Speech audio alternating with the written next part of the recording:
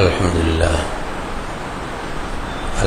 لله الذي أنزل على عبده الكتاب ولم يجعل له عوجا هو الذي أرسل رسوله بالهدى ودين الحق ليظهره على الدين كله ولو كره المشركون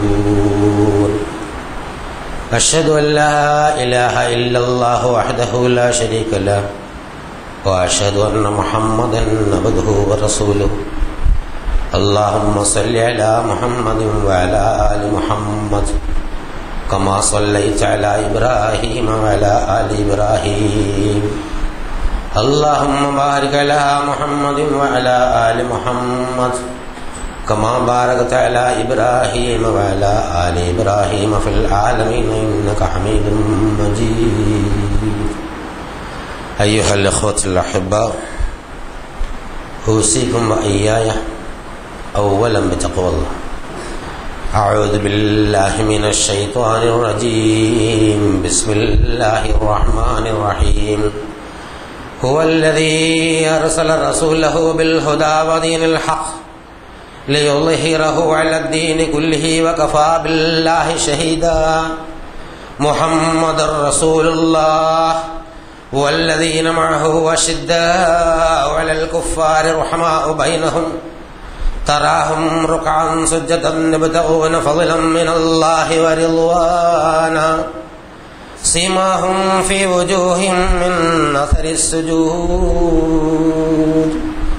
ذلك مثلهم في التوراة ومثلهم في الإنجيل كزرع أخرج شطأه فآزره فاستغلظ فاستوى على سوقه يعجب الزراع ليغيظ بهم الكفار وعد الله الذين آمنوا وعملوا الصالحات منهم مغفرة وأجرا عظيما. صدق الله العظيم. ബഹുമാനരായ സഹോദരി സഹോദരന്മാരെ, അല്ലാഹു സുബ്ഹാനഹു വ തആലയുടെ വിധിവിലക്കുകൾ മാനിച്ചുകൊണ്ട് ജീവിക്കണമെന്ന് എന്നോടെന്ന പോലെ നിങ്ങളോടും ഉണർത്തുകയാണ് വസിയത്ത് ചെയ്യുക. ലോകത്തിനാകെ അനുഗ്രഹമായ അന്ത്യപ്രവാചകൻ മുഹമ്മദ് മുസ്തഫ റസൂൽ കരീം സല്ലല്ലാഹു അലൈഹി വസല്ലമയുടെ ജന്മം കൊണ്ട് അനുഗ്രഹീത മാസമാണ് റബീഉൽ അവ്വൽ. നമുക്കറിയാം, പലരും റബീഉൽ അവ്വൽ വളരെ ആഘോഷപൂർവ്വം കൊണ്ടാടാറുണ്ട്. പ്രവാചക സ്മരണയാണ് യഥാർത്ഥത്തിൽ ആ ആഘോഷങ്ങൾ കൊണ്ട് ഉദ്ദേശിക്കുന്നതെങ്കിലും പ്രവാചകനെ ഏതെങ്കിലും ഒരു മാസത്തിലോ അല്ലെങ്കിൽ ഒരു ദിവസത്തിലോ വർഷത്തിലൊരിക്കലോ ഒന്നും സ്മരിച്ചാൽ പോരാ യഥാർത്ഥത്തിൽ പ്രവാചകന്റെ അനുയായിയാവാൻ എന്നാണ് അല്ലാഹു സുബ്ഹാനഹു വ തആല നമ്മളെ പഠിപ്പിക്കുന്നത്. പ്രവാചകനെ ഏത് കോലത്തിൽ എങ്ങനെ സ്മരിക്കണം എന്നതിനെ സംബന്ധിച്ചൊക്കെ റസൂലുള്ളാഹി സ്വല്ലല്ലാഹു അലൈഹി വസല്ലം നമ്മളെ പഠിപ്പിച്ചിട്ടുണ്ട്. അല്ലാഹു സുബ്ഹാനഹു വ തആല അതിനു വേണ്ട നിർദ്ദേശങ്ങളും നൽകിയിട്ടുണ്ട്. അല്ലാഹു സുബ്ഹാനഹു വ തആലയെ സ്മരിക്കുക എന്നത് സത്യവിശ്വാസിയെ സംബന്ധിച്ചിടത്തോളം വളരെ നിർബന്ധപൂർവമായ കാര്യമാണ്. അതിൻ്റെ ഭാഗമാണ് യഥാർത്ഥത്തിൽ പ്രവാചക സ്മരണ. ഏറ്റവും ചുരുങ്ങിയത് 5 പ്രാവശ്യം ഒരാൾ പ്രവാചകൻ സല്ലല്ലാഹു അലൈഹി വസല്ലമയെ സ്മരിച്ചില്ലെങ്കിൽ അവനൊരു മുസ്ലിമായിരിക്കാൻ സാധ്യമാവുകയില്ല. അപ്പം നമ്മൾ അത്തഹിയ്യാത്തിൽ പ്രവാചകനെ സ്മരിക്കുന്നത് നിർബന്ധമായി ചെയ്യുന്ന ഒരു സംഗതിയാണ്. എവിടെ പള്ളിയുണ്ടെങ്കിലും ബാങ്ക് വിളിക്കുമ്പോൾ പ്രവാചകനെ സ്മരിക്കാറുണ്ട്. അങ്ങനെ നിർബന്ധമായും അല്ലാതെയും മനുഷ്യൻ ജീവിതത്തിൽ ഒരുപാട് പ്രാവശ്യം പ്രവാചകനെ സ്മരിക്കുന്നുണ്ട്. സ്മരണ വാക്കുകളിൽ മാത്രം ഒതുക്കി നിർത്താനല്ല യഥാർത്ഥ ഉദ്ദേശിച്ചത്, അല്ലെങ്കിൽ ഏതെങ്കിലുമൊക്കെ ചില ആചാരങ്ങളിലും പൂജകളിലും ആയിട്ട് സ്മരണയെ ഒതുക്കാനല്ല.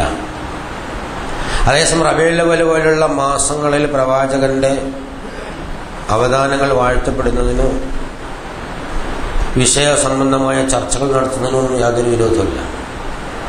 കൂടുതൽ പ്രവാചകനുമായി അടുക്കാനുള്ള ഒരു സൗകര്യവും സന്ദർഭവും ഒക്കെ ഉണ്ടാവുകയും ചെയ്യും. പക്ഷെ അതിന് വിട്ട ആരാധനാലയ അടുത്തേക്ക് പോകുന്ന തരത്തിലുള്ള ആചാരങ്ങൾ ഇസ്ലാം അനുവദിക്കുന്നില്ല എന്നുള്ളതാണ്. രണ്ടിനെയും മധ്യത്താണ്. പ്രവാചകനെ കുറിച്ച് റബീഉൽ അവ്വലിൽ എന്തെങ്കിലും സ്മരിച്ചു പോയാൽ അതെല്ലാം കുഴപ്പാവും ശിർക്കാവും എന്ന് പറയുന്ന ഒരു സമീപനം ഇസ്ലാം സ്വീകരിച്ചിട്ടില്ല. അതേസമയം അതിന് വിട്ട് അത് ആഘോഷമാക്കി ജനങ്ങൾക്ക് ശല്യം ഉണ്ടാക്കുന്ന തരത്തിലുള്ള പ്രവർത്തനങ്ങളും പരിപാടികളും സംഘടിപ്പിക്കുന്നതിനും മാതൃകയൊന്നുമില്ല. വളരെ ഗൗരവപൂർവ്വം നമ്മൾ മനസ്സിലാക്കിയിരിക്കേണ്ട സംഗതിയാണ്. അല്ലാഹു സുബ്ഹാനഹു വ തആലയും അവന്റെ മലക്കുകളും സദാ പ്രവാചകനെ സ്മരിച്ചുകൊണ്ടിരിക്കുന്നു. അതുകൊണ്ട് സത്യവിശ്വാസികളെ നിങ്ങളും പ്രവാചകനെ ഓർക്കുകയും സലാത്ത് ചൊല്ലുകയും ചെയ്യുക എന്ന് ഖുർആനിലൂടെ തന്നെ അല്ലാഹു സുബ്ഹാനഹു വ തആല നിർദ്ദേശിക്കുന്നു. ഇന്നല്ലാഹ വ മലായികതഹു യുസല്ലൂന അലൻ നബി യാ അയ്യുഹല്ലദീന ആമനൂ സല്ലു അലൈഹി വസല്ലിമു തസ്ലീമ. അല്ലാഹു പ്രവാചകന്റെ മേൽ സലാത്ത് ചൊല്ലുന്നു എന്ന് പറഞ്ഞാൽ അനുഗ്രഹം ചൊരിയുന്നു എന്നാണ്. മലക്കുകൾ ചൊല്ലുന്നു എന്ന് പറഞ്ഞു കഴിഞ്ഞാൽ അനുഗ്രഹ ആശംസകൾ, അല്ലാഹു എന്നുള്ള അനുഗ്രഹം പ്രവാചകൻ ഉണ്ടാകട്ടെ എന്ന ആശംസകൾ. നമ്മളത് പറയുമ്പോൾ പ്രവാചകന് വേണ്ടിയുള്ള പ്രാർത്ഥനയാണ്. അല്ലാഹു എന്നീ അദ്ദേഹത്തിന് ശാന്തിയും സമാധാനവും ഇറക്കി കൊടുക്കണമേ, അദ്ദേഹത്തിന്റെ മേൽ ശാന്തിയും സമാധാനം ഇറക്കി കൊടുക്കണമേ എന്ന് പ്രാർത്ഥന. ഇത് മനുഷ്യനെ സംബന്ധിച്ചിടത്തോളം സത്യവിശ്വാസിയാകാൻ അല്ലാഹു സുബ്ഹാനഹു വ തആല നിശ്ചയിച്ച വ്യവസ്ഥകളിൽപ്പെട്ട ഒന്ന് തന്നെയായിട്ടാണ് ഖുർആൻ നമ്മളെ പഠിപ്പിക്കുന്നത്. അല്ലാഹു അവന്റെ എല്ലാ അടിമകൾക്കും അവന്റെ അനുഗ്രഹം ചൊരിഞ്ഞുകൊണ്ടേയിരിക്കുന്നു, മനുഷ്യരുടെ കാര്യത്തിൽ പ്രത്യേകിച്ച്. അതിനും സലാത്ത് തന്നെയാണ് ഉപയോഗിച്ചത്. യാ അയ്യുഹല്ലദീന ആമനൂ ദുക്റുല്ലാഹ ദിക്റൻ കസീറ. നിങ്ങൾ അല്ലാഹുവിനെ ധാരാളമായി സ്മരിച്ചുകൊള്ളുക വിശ്വാസികളെ. വസബ്ബിഹുഹു ബുക്റതൻ വഅസീല. പ്രഭാതത്തിലും പ്രദോഷത്തിലും നിങ്ങൾ അവന്റെ പരിശുദ്ധതയെ പാടിപ്പുകഴ്ത്തുകയും ചെയ്യുക. അങ്ങനെ നിങ്ങൾ ചെയ്യണം. എന്നിട്ട് ഹുവല്ലദീ പറയാൻ, അവനാണ് യുസല്ലി അലൈക്കും, നിങ്ങളുടെ മേൽ അനുഗ്രഹം ചൊരിഞ്ഞുകൊണ്ടേയിരിക്കുന്നു. വമലായികതുഹു, അവന്റെ വരെ മാലാഖമാരും. എന്തിനാണ് ലിയുഖ്രിജകും മിനൽ ളുലുമാതി ഇലന്നൂർ, നിങ്ങളുടെ ജീവിതാന്ധകാരങ്ങളിൽ നിന്ന് പ്രകാശത്തിലേക്ക് നയിക്കാം. മനുഷ്യനെ ജീവിതത്തിന്റെ വിഷമങ്ങളുടെ അന്ധകാരവൃതമായ സാഹചര്യത്തിൽ നിന്ന് പ്രകാശത്തിലേക്ക് നയിക്കാൻ അല്ലാഹു അനുഗ്രഹം ചൊരിഞ്ഞുകൊണ്ടേയിരിക്കുന്നു എന്ന് പറയാനും ഈ സലാത്ത് എന്ന പദം തന്നെയാണ് ഉപയോഗിച്ചിട്ടുള്ളത്. വകാന ബിൽ മുഅ്മിനീന റഹീമ. അങ്ങേയറ്റം സത്യവിശ്വാസികളോട് കരുണയുള്ളവനാണ് അല്ലാഹു സുബ്ഹാനഹു വ തആല. ഈ അല്ലാഹുവിനെ സ്മരിക്കുക അല്ലെങ്കിൽ പ്രവാചകന്റെ മേൽ സലാത്ത് ചൊല്ലുക എന്നൊക്കെ നമ്മളോട് നിർദ്ദേശിച്ചതുകൊണ്ട് അല്ലാഹുവിനോ പ്രവാചകനോ എന്തെങ്കിലും ലഭ്യമാവാൻ വേണ്ടിയല്ല എന്ന് മനസ്സിലാക്കണം. ഈ പ്രപഞ്ചത്തിലുള്ള മുഴുവനും മനുഷ്യന്മാരും വസ്തുവകളും എല്ലാ ആറ്റവും കൂടി ചേർന്ന് സുബ്ഹാനല്ലാഹ് സുബ്ഹാനല്ലാഹ് എന്ന് ഇങ്ങനെ മിനിറ്റിൽ 1 കോടി പ്രാവശ്യം എന്ന കണക്കിൽ ചൊല്ലിക്കൊണ്ടിരുന്നാൽ അള്ളാഹുവിന്റെ ഔന്നത്യത്തിന് ഒരല്പം ഉയർച്ച ഉണ്ടാവില്ല. എല്ലാവരും കൂടി അങ്ങ് അവസാനിപ്പിച്ചാൽ അള്ളാഹുവിന്റെ ഔന്നത്യത്തിന് താഴ്ച ഉണ്ടാവില്ല. ഈ പ്രപഞ്ചം എന്ന് പറയുന്നത് തന്നെ പടച്ച തമ്പുരാന്റെ സൃഷ്ടി വളരെ ചെറിയൊരു സാധനമാണ്. അള്ളാഹുവിന്റെ വലിപ്പവും മഹാത്മ്യവും ഒക്കെ ഈ പ്രപഞ്ചത്തിൽ എന്തൊക്കെ ഉണ്ട് അതിനേക്കാളൊക്കെ വലുതാണ്. നമുക്ക് കാണാനാവാത്ത, കേൾക്കാനാവാത്ത, അറിയാനാവാത്ത അതിവിപുലമായ സൗകര്യങ്ങളും സംവിധാനങ്ങളും ഒക്കെ അല്ലാഹു സുബ്ഹാനഹു വ തആല സ്വായത്തമാണ്. നാം കാണുന്നതും ഇപ്പോൾ കാണാതിരിക്കുന്നതൊക്കെ എല്ലാം ഉണ്ടാക്കുന്ന അല്ലാഹു തആലയാണ്. അങ്ങനെയുള്ള അള്ളാഹുവിന്റെ മനുഷ്യന്മാർ, ഈ ഭൂമിയിലെ മനുഷ്യന്മാരിങ്ങനെ ദിനേന സ്മരിച്ചു കൊണ്ടിരുന്നിട്ട് അള്ളാഹുവിന്റെ ഔന്നത്യത്തിന് എന്തെങ്കിലും മെച്ചുണ്ടാവും നമ്മൾ അള്ളാഹിനെ സ്മരിച്ചാൽ അങ്ങനെ എന്നാരും ധരിക്കേണ്ടതില്ല. അതുപോലെ കുറെ ആളുകൾ നബി സല്ലല്ലാഹു അലൈഹി വസല്ലമയുടെ സലാത്ത് എല്ലാം പറയുന്നത് വേണ്ടാന്ന് പറഞ്ഞാൽ അള്ളാഹുവിന്റെ പ്രവാചകന്റെ ബഹുമാന്യതയ്ക്കും ഔന്നത്യത്തിനും യാതൊരു കോട്ടവും തട്ടില്ല. ഒരുപാട് ആളുകൾ അങ്ങ് സലാത്ത് ചൊല്ലി, എല്ലാവരും കൂടെ സലാത്ത് ഹൽക്കകൾ ഉണ്ടാക്കിയിട്ട് നിരന്തരമായി സലാത്ത്.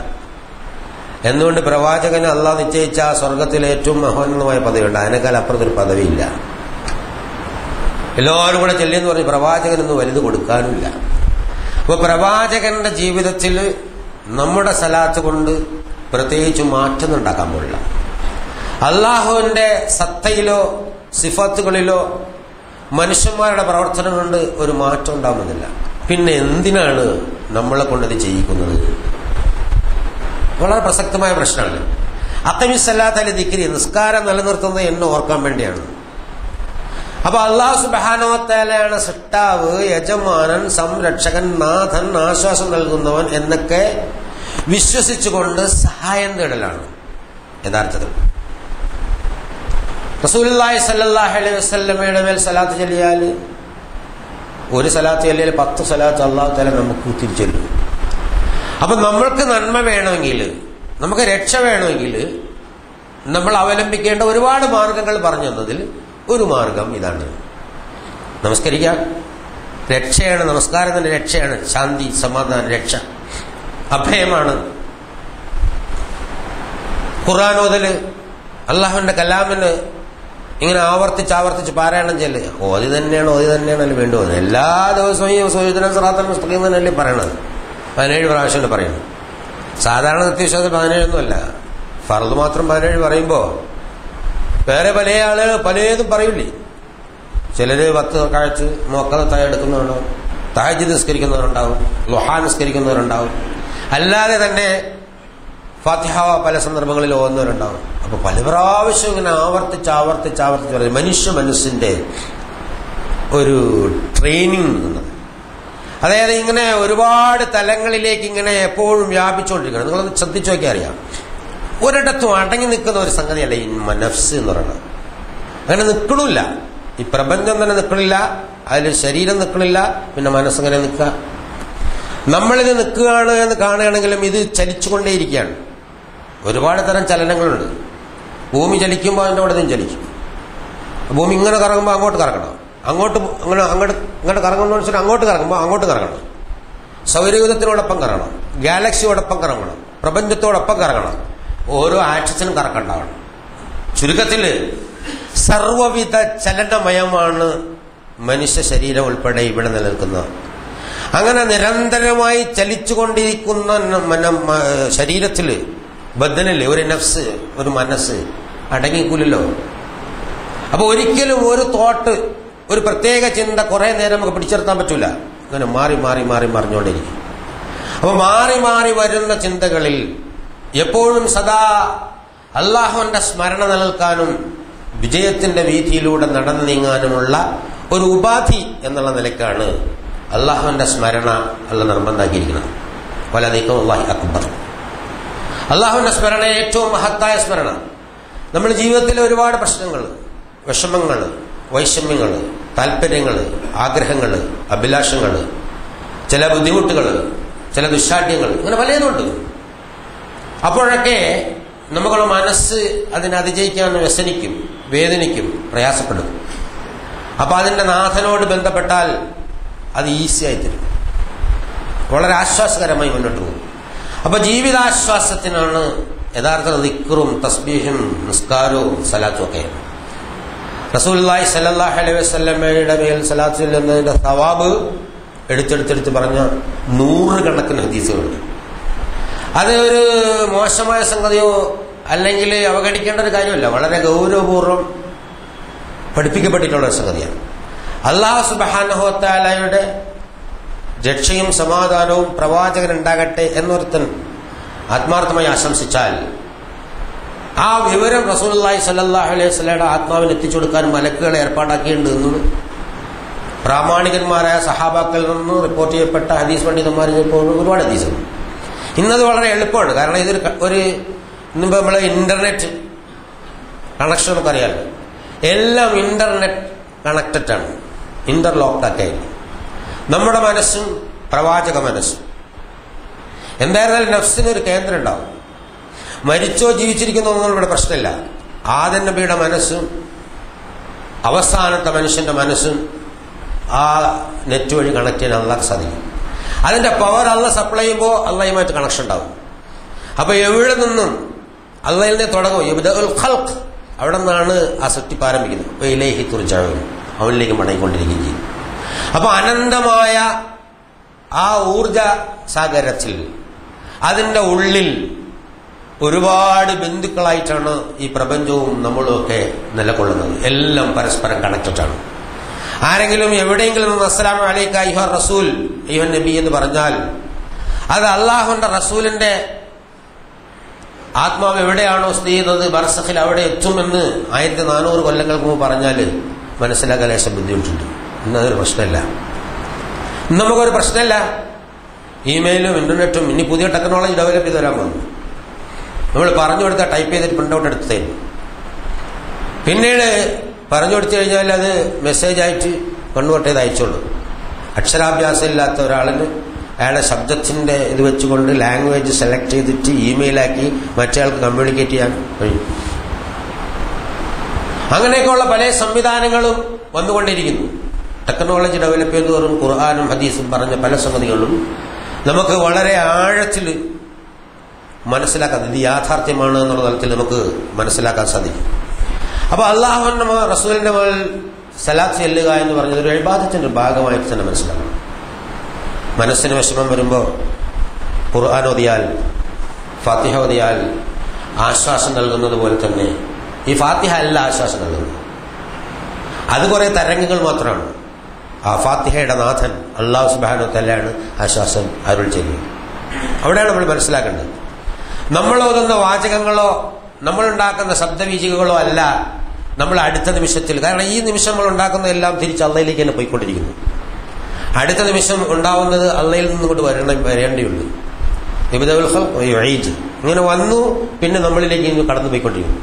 അപ്പൊ നമ്മുടെ വിശ്വാസത്തിന്റെയും ആ വിശ്വാസമനുസരിച്ച് പ്രവർത്തിക്കാനുള്ള താല്പര്യത്തിന്റെയും അടിസ്ഥാനത്തിൽ അല്ലാഹു സുബ്ഹാനഹു വ തആല തൗഫീഖ് നൽകുമ്പോഴാണ് നമുക്ക് ഈ നന്മകൾ ചെയ്യാൻ സാധിക്കുക എന്നുള്ളത്. അപ്പൊ നമുക്ക് റസൂലിനെ സംബന്ധിച്ച് റസൂലിന്റെ സ്നേഹം, ഹുബ്ബുർ റസൂൽ, ഹുബ്ബുള്ള പോലെ പ്രധാനപ്പെട്ട ഒരു സംഗതിയാണ്. അള്ളാഹുവിന്റെ പ്രവാചകനോടുള്ള സ്നേഹം അള്ളനോടുള്ള സ്നേഹത്തെ പോലെ അല്ല. അള്ള എല്ലാത്തിനും സൃഷ്ടാവായ നാഥൻ, ബാക്കി എല്ലാ സൃഷ്ടികളും. ഉമർ റളിയല്ലാഹു അൻഹുവിന്റെ സദസ്സിൽ വെച്ച് റസൂലും ഉമറും ഒക്കെ സദസ്സിൽ വെച്ച് ഒരാൾ റസൂലിനെ വല്ലാണ്ട് പുകഴ്ത്തിയപ്പോ റസൂൽ പറഞ്ഞു, അത്രയും പുകഴ്ത്തണ്ട. ഈസയുടെ അനുയായികൾ അദ്ദേഹത്തെ പാടിപ്പഴിച്ചതുപോലെ നിങ്ങൾ എന്നെ പുകഴ്ത്തണ്ട. നിങ്ങൾ എന്റെ കബറിടം ആഘോഷ സ്ഥലവുമാക്കരുത്. നിങ്ങൾ എന്റെ മേൽ സലാത്ത് ചൊല്ലുക. അതുമാത്രം മതി എനിക്ക്.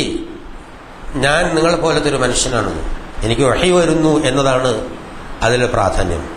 പക്ഷെ വെറും സാധാരണക്കാരനായ മനുഷ്യനായി നമ്മൾ തരം താഴ്ത്തണ്ട. അവിടെയുണ്ട് പ്രശ്നം.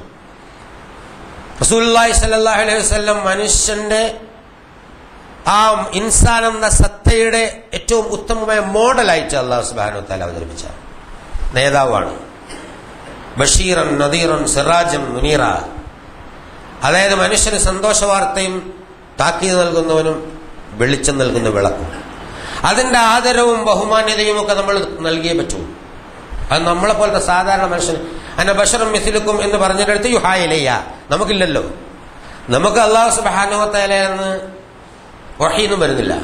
വഹീ നൽകപ്പെട്ട പ്രവാചകന്മാരുടെ കൂട്ടത്തിൽ അല്ലാഹു തആല തീരുമാനിച്ച ഏറ്റവും ഉന്നത സ്ഥാനത്ത് നിൽക്കുന്ന മഹാനായ പ്രവാചകൻ. അത് കുറയ്ക്കണ്ട, പക്ഷെ അള്ളാഹിന്റെ പോയി ഉയർത്തണ്ട.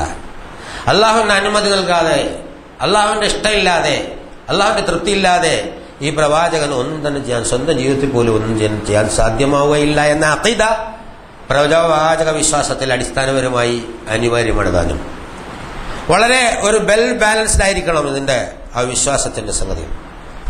ആവശ്യമില്ലാത്ത അവദാനങ്ങൾ പൊഴുത്തിയിട്ട് പണ്ടുള്ള ആളുകൾ പ്രവാചകന്മാരെ ദേവന്മാരും ദൈവവും ഒക്കെ ആക്കിയതുപോലെ ഇസ്ലാമിന്റെ പ്രവാചകനെ ദൈവവും വേദവും ദിവ്യവും വേദവും അല്ല ദൈവവും ആക്കാൻ അനുവദിക്കപ്പെട്ടിട്ടില്ല എന്നുള്ളതാണ്. അപ്പോ അതേസമയം മഹാനായ പ്രവാചകന്റെ പേര് കേൾക്കുമ്പോൾ നിങ്ങൾ സലാത്ത് ആശംസിക്കാത്തവൻ മഹാലുബ്ധനാണ് എന്ന് റസൂലുള്ളാഹി സ്വല്ലല്ലാഹു അലൈഹി വസല്ലം പറഞ്ഞപ്പോൾ ജിബ്രീൽ പറയുമ്പോൾ റസൂൽ ആമീൻ പറഞ്ഞിട്ടുണ്ട്. അങ്ങനെ പറയാൻ അല്ലാഹു തആല നിർദ്ദേശിക്കുന്നു. അപ്പൊ പ്രവാചക സ്നേഹത്തിന്റെ ഏറ്റവും ഉത്തമ ഉദാഹരണം അദ്ദേഹത്തിന്റെ പേര് കേൾക്കുമ്പോൾ ലളിതമായ സംഗതി, അദ്ദേഹത്തിന് ശാന്തിയും സമാധാനം ഉണ്ടാകട്ടെ എന്ന് നമ്മൾ ആശംസിക്കുമ്പോൾ ആ ആശംസയ്ക്ക് അർഹതയാക്കിയ ആ പ്രവാചകന്റെ ജീവിതം നാം മാതൃകയാക്കുന്നുണ്ട് എന്നാണ് അതിന്റെ മെസ്സേജ്. പ്രവാചകൻ പറഞ്ഞ ഒന്നും കേൾക്കാതെ സല്ലല്ലാഹു അലൈഹി വസല്ലം എന്ന് പറഞ്ഞാൽ അള്ളയും കേൾക്കൂല, പ്രവാചകൻ കേൾക്കൂല. പ്രവാചകനെ ഇഷ്ടമില്ല. അള്ളാഹുവിന്റെ പ്രവാചകൻ ജീവിച്ചു കാണിച്ചു തന്ന ഒരു മാതൃക, ആ മാതൃകയാണ് യഥാർത്ഥത്തിൽ പ്രവാചക സ്മരണയിലെ ഏറ്റവും അതിപ്രധാനമായ ഒരു സംഗതി പ്രായോഗിക ജീവിതത്തിൽ. ഇതതിൻ്റെ ആദ്യ പാഠം മാത്രമാണ്. ഒരുപാട് സ്ഥലങ്ങളിൽ അല്ലാഹു സുബ്ഹാനഹു വ തആല ഇതിനെ സംബന്ധിച്ച് വിവിധ കോലത്തിൽ പറഞ്ഞിട്ടുണ്ട്. ഇവിടെ സൂറത്തുൽ ഫത്ഹിലെ അവസാനത്തെ 2 ആയത്തുകളിൽ വിശദീകരിക്കുന്ന മുസ്ലിം സമൂഹത്തിന് എന്നും എവിടെയും എപ്പോഴും മഹത്തായ പ്രതീക്ഷ നൽകുന്ന ഒരായത്ത്, അതിന്റെ തൊട്ടടുത്ത ആയത്ത്, ഹുവല്ലദീ അർസല റസൂലഹു ബിൽ ഹുദാ, അവനാണ് അവന്റെ പ്രവാചകനെ സന്മാർഗ ദർശനവുമായി അയച്ചിട്ടുള്ളത്. ഓ ദീനുൽ ഹഖ്, യഥാർത്ഥ ദീൻ, അതായത് സത്യമായ ജീവിതാവസ്ഥ, ലിയുളിഹിറഹു അലദ്ദീനി കുല്ലിഹി, എല്ലാ ജീവിത വ്യവസ്ഥകളെയും അതിജയിച്ച് നടപ്പിലാക്കാൻ വേണ്ടി തന്നെയാണ്. എന്നും എവിടെയുമുള്ള ഈ ആയത്ത് ആദ്യം ഇറങ്ങുമ്പോൾ വളരെ ശുഷ്കമായ ഒരു പ്രദേശത്തിൽ സത്യവിശ്വാസികൾ ഒരു ജീവൻ മരണ പോരാട്ടത്തിന്റെ അവസ്ഥയിലായിരുന്നു. അന്ന് സത്യവിശ്വാസത്തിന് അറേബ്യയിൽ മേൽക്കൈ കിട്ടുകയോ ഒരു ആധികാരിക സ്വഭാവം ഉണ്ടാവുകയോ ചെയ്യാത്ത ഒരവസ്ഥയിൽ വളരെ ആധികാരികമായ ഒരു വിജയത്തെ സംബന്ധിച്ച് സൂചന നൽകുന്ന ഒരാഴ്ച. അവനാണ് ഈ പ്രവാചകനെ വിട്ടിട്ടുള്ളത് എല്ലാ ജീവിത വ്യവസ്ഥകളെ അതിജയിച്ച് അത് ഇവിടെ ഭൂമിയിൽ നടപ്പാക്കാൻ വേണ്ടി തന്നെയാണ്. വഖഫ ബില്ലാഹി ഷഹീദ, അതിന് സാക്ഷിയായിട്ട് അല്ലാഹു സുബ്ഹാനഹു വ തആല മതി.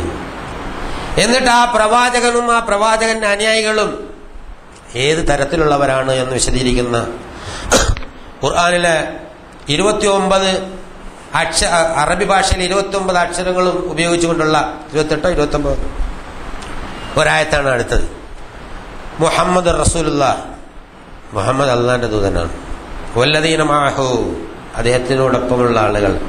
അഷിദ്ദാഉ അലൽ കുഫാർ, അവര് സത്യനിഷേധികളോട് കാർക്കശ്യമുള്ളവരായിരിക്കും. പെട്ടെന്ന് കേട്ടാൽ തോന്നും മഹാമൊരട്ടന്മാര്, മുസ്ലിങ്ങളല്ലാത്ത എല്ലാവരോടും ഭയങ്കര നല്ല കടുത്ത ഒലക്ക എന്നൊക്കെ പറയണം. അങ്ങനെയൊന്നും അല്ല ആ പറഞ്ഞതിന്റെ അർത്ഥം. അതായത് സത്യനിഷേധത്തിന്റെ കാര്യത്തിൽ യാതൊരു കോംപ്രമൈസിനും അവർ തയ്യാറാവില്ല, ഒരു വിട്ടുവീഴ്ചയ്ക്കും. സത്യവിശ്വാസത്തിന്റെ കാര്യത്തിൽ ഒരു വിട്ടുവീഴ്ചയ്ക്ക് അവർ തയ്യാറാവില്ല. സത്യനിഷേധം അംഗീകരിക്കാൻ ഒരു അവസ്ഥയിലും അവർ തയ്യാറാവില്ല എന്നാണ്.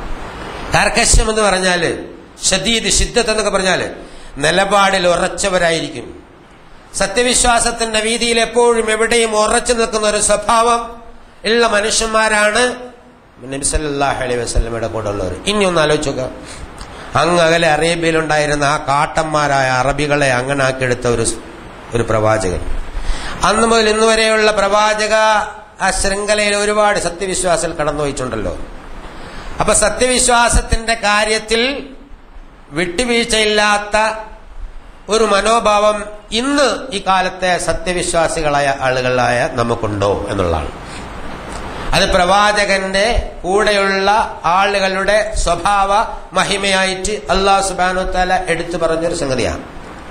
ഒന്നാമത്തെ സംഗതി, നമ്മുടെ വീട്ടിലൊരു വിവാഹം വരുമ്പോ, നമ്മളൊരു കച്ചവടം തുടങ്ങുമ്പോ, നമ്മളൊരു ക്രയവിക്രയം നടത്തുമ്പോ നമ്മുടെ വിശ്വാസവും നമ്മുടെ നാട്ടാചാരങ്ങളും നമ്മുടെ മുന്നിൽ ഇങ്ങനെ വരും.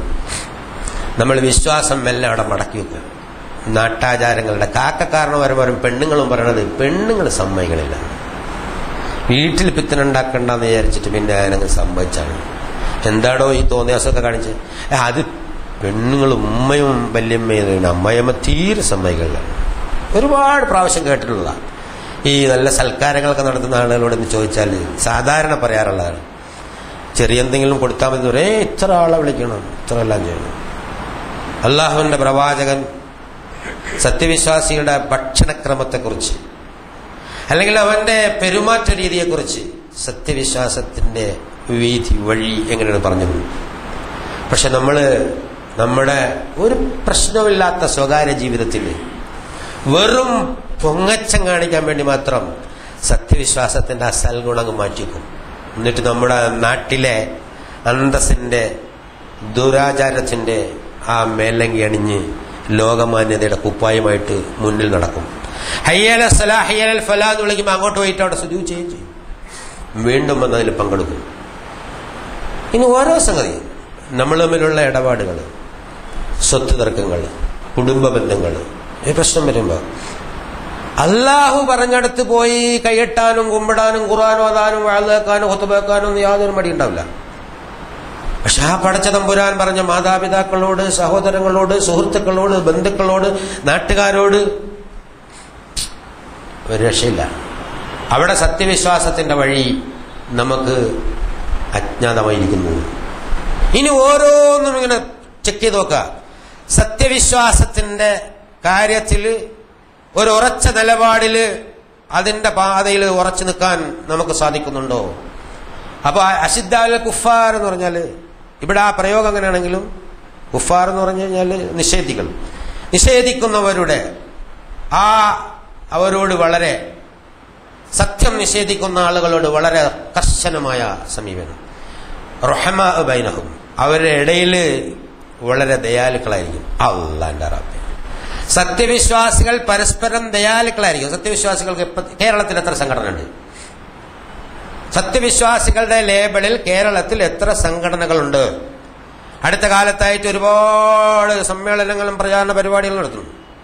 അള്ളാഹുവിന്റെ റസൂല് പറയുന്നു റുഹമാ ബൈനഹും, അള്ളാഹു പറയുന്നു റസൂലിന്റെ കൂടെയുള്ളവർ ആളുകൾ പരസ്പരം ദയാലുക്കളായിരിക്കും.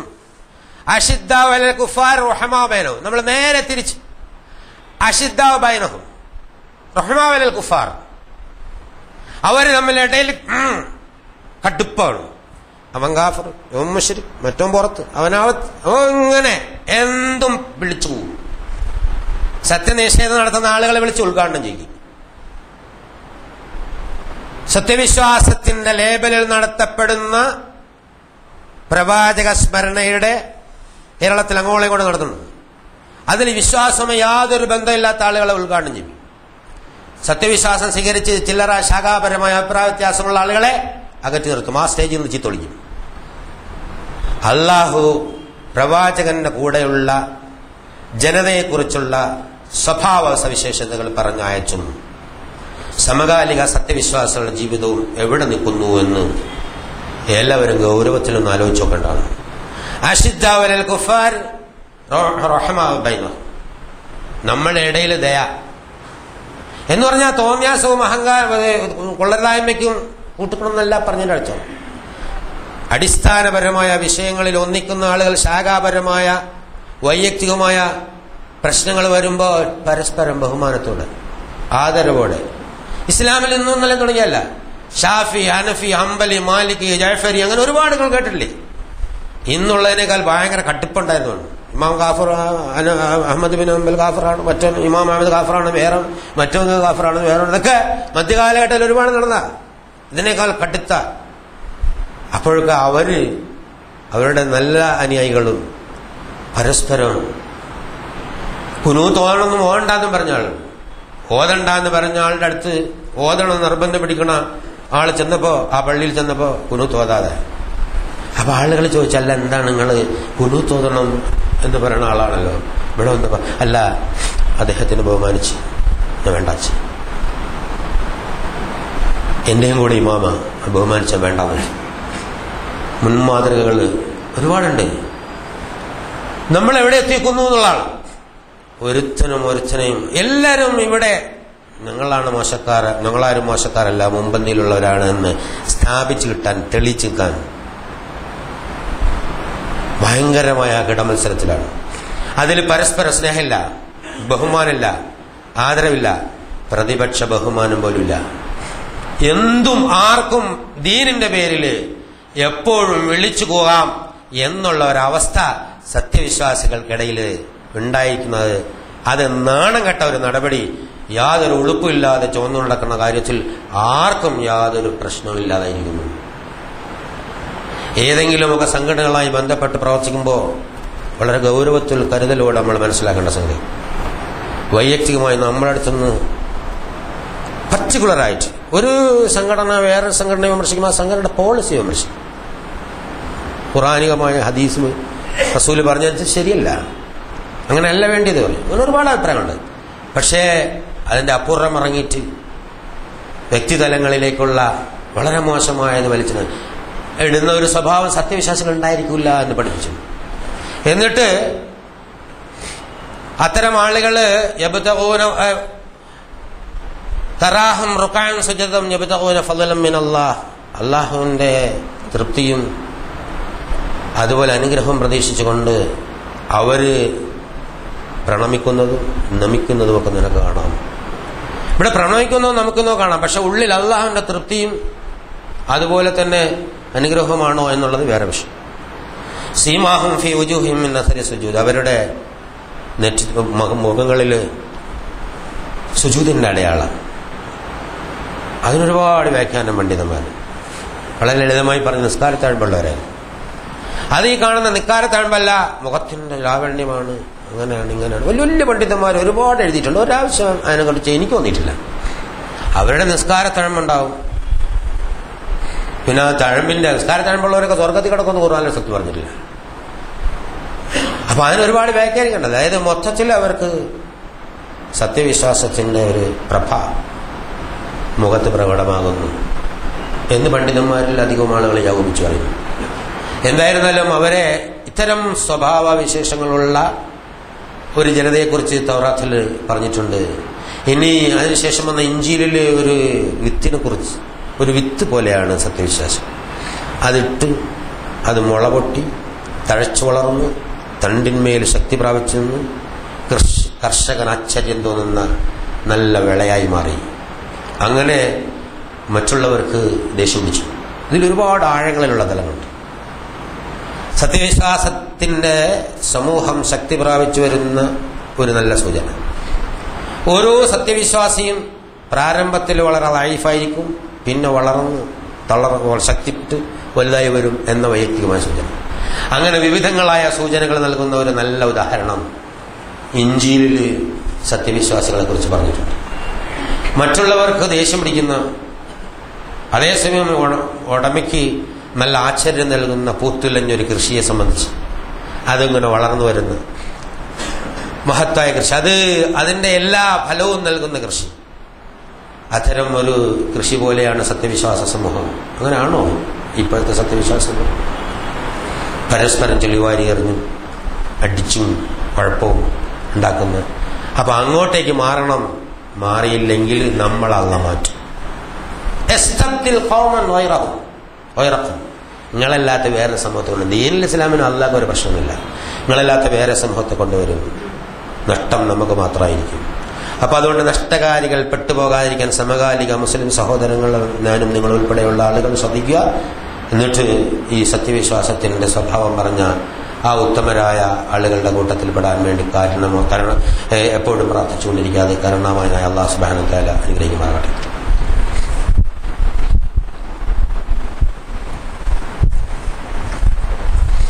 അൽഹംദുലില്ലാഹി ഹംദൻ കസീറൻ തയ്യിബൻ മുബാറകൻ യൻബഗി ലിജലാലി വജ്ഹിഹി വഅളീമി സുൽത്താനിഹി സുബ്ഹാനക ലാ നസീദനാ കമാ സനൈത നഫ്സഹു ലക്കൽ ഹംദു ഹത്താ തർളാ. اللهم صل على محمد وعلى آل محمد كما صليت على إبراهيم وعلى آل إبراهيم في العالمين إنك حميد مجيد. أيها الأخوة الأحباء أوصيكم وإياي ثانيا بتقوى الله. ഒരിക്കൽ കൂടി അല്ലാഹു സുബ്ഹാനഹു വ തആലയുടെ വിധിവിലക്കുകൾ മാനിച്ച് ജീവിക്കണമെന്ന് എന്നോടെന്നപോലെ നിങ്ങളോട് ഉണർത്തുകയാണ്, വസിയത്ത് ചെയ്യുകയാണ്. സത്യവിശ്വാസത്തിൻ്റെ ഉത്തമ ഗുണങ്ങൾ സവിസ്തരം ഖുർആൻ ഒരുപാട് പ്രതിപാദിച്ചിട്ടുള്ളതിൽ ഹ്രസ്വമായ ഒന്ന് രണ്ടെണ്ണമാണ് നേരത്തെ സൂചിപ്പിച്ചത്. സത്യത്തിൻ്റെ കാര്യത്തിൽ എപ്പോഴും അടിയുറച്ചൊരു നിലപാടുള്ള ഒരു സമൂഹമായിരിക്കും, വ്യക്തിതലം മുതൽ സമൂഹം വരെ. അപ്പം നമ്മൾ അങ്ങനെ ആവണം. സത്യത്തിൻ്റെ കാര്യത്തിൽ അടിയുറച്ചൊരു നിലപാട്, പരസ്പരം എപ്പോഴും കരുണയുള്ളവരും സ്നേഹമുള്ളവരായിരിക്കും, ദയാലുക്കളായി. കർക്കശമായ നിലപാട് ഏത് വിഷയത്തിലും അങ്ങോട്ടേക്ക് സ്വീകരിക്കരുത്. അപ്പോൾ അത് നമുക്ക് യഥാർത്ഥത്തിൽ ഒരു അനുഗ്രഹമാണ്. അതിൽ ലഭിക്കാൻ നിരന്തരമായി അള്ളാഹുവിനെ സ്മരിക്കുക. അള്ളാഹുവിന്റെ സ്മരണയുടെ കൂട്ടത്തിൽ തന്നെ പെടുത്തേണ്ട ഒരു സംഗതി റസൂലുള്ളാഹി സ്വല്ലല്ലാഹു അലൈഹി വസല്ലമയുടെ സ്മരണ, പ്രവാചകന്റെ മേൽ സലാത്ത് വർദ്ധിപ്പിക്കുക. ഒരു സലാത്ത് 10 സലാത്തിന്റെ പുണ്യം. ഒരുപാട് ഹദീസ്. ഒരാളൊരു സലാത്ത് ചൊല്ലിയാൽ 10 നന്മകൾ എഴുതും, 10 തിന്മകൾ മാച്ചു, 10 ദർജകൾ ഉയർത്തും. വേറെ ഹദീസ്, സൂര്യൻ ഉദിച്ചതിൽ ഏറ്റവും നല്ലത് വെള്ളിയാഴ്ച, ഏറ്റവും ഉത്തമമായ ദിവസം. വെള്ളിയാഴ്ച നിങ്ങൾ എൻ്റെ മേൽ കൂടുതൽ സലാത്ത് ചൊല്ലുക എന്ന് റസൂലുള്ളാഹി സ്വല്ലല്ലാഹു അലൈഹി വസല്ലം.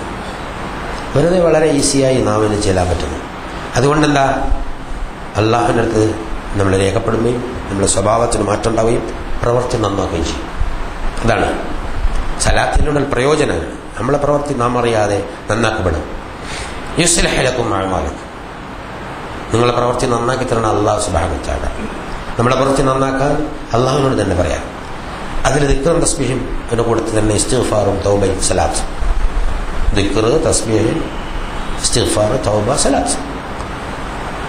അന്ത്യനാളിൽ ഏറ്റവും എന്നോട് അടുത്തുള്ളവൻ എന്നോട് എനിക്ക് പേരിൽ ഏറ്റവും കൂടുതൽ സലാത്ത് ചൊല്ലിയവനാണ് എന്ന ഹദീസ്. ഒരുപാട് ഹദീസുകൾ. പ്രായോഗിക ജീവിതത്തിലെ ചില അനുഭവങ്ങൾ വിശദമായി പറയുന്നില്ല, ഒന്ന് രണ്ട് പേർ. തിരക്കുള്ള ദുബായ് സ്ട്രീറ്റിലൂടെ പലപ്പോഴും എന്നെ ഒരു സുഹൃത്തുമായിട്ട് യാത്ര പോകാറുണ്ട്. അവിടെ ട്രാഫിക്, അതുപോലെ തന്നെ പാർക്കിംഗ് വളരെ പ്രശ്നമാണ്, നിങ്ങൾക്കറിയാം. ഞാനെപ്പോഴും ശ്രദ്ധിക്കാറുണ്ട്. എപ്പോഴും അദ്ദേഹം വീടിൻ്റെ അടുത്തെത്തുന്നതിന് മുമ്പ് അല്ലാഹുമ്മ സ്വല്ലി അലാ മുഹമ്മദ്, അല്ലാഹുമ്മ സ്വല്ലി അലാ മുഹമ്മദ്, വേഗം പാർക്കിങ്ങിൽ. ഭൗതികമായൊരു കാര്യമാണ്. പല പ്രാവശ്യം ശ്രദ്ധിച്ചപ്പോൾ ഇയാളെന്തായി പറയണത്.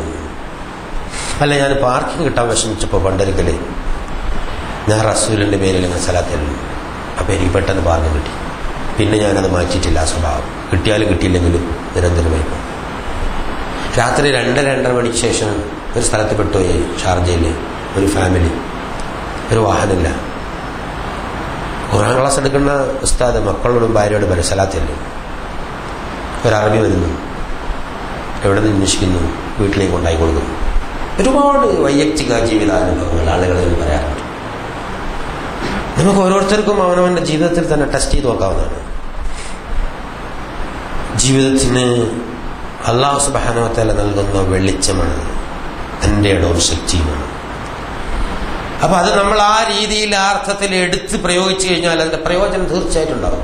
ചെക്ക് ചെയ്തു അങ്ങനെ ബോധ്യപ്പെടുക, അങ്ങനെ വിശ്വാസത്തിൻ്റെ വിധിയിൽ ഉറച്ചു.